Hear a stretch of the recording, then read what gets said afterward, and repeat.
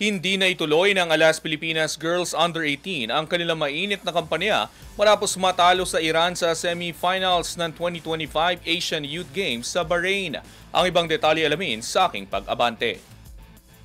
Nabigo ang Alas Pilipinas Girls 18 Under Team na maituloy ang mainit na simula matapos matalo sa Iran sa semi-finals ng 2025 Asian Youth Games Girls Volleyball Tournament nitong Lunes ng gabi o Martes ng madaling araw sa Maynila sa Bahrain. Matapos makuha ng Alas Girls ang unang set sa dikit na iskor na 28-26, mabilis na bumawi ang mga Iranian at pinangunahan ng sumunod na tatlong set sa pamamagitan ng matibay na depensa at epektibong atake.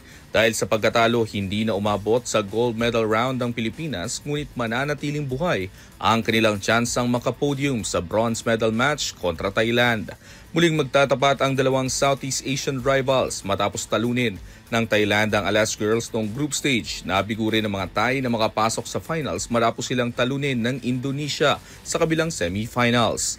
Ako si Sus Valdez, Abante Sports, nauna.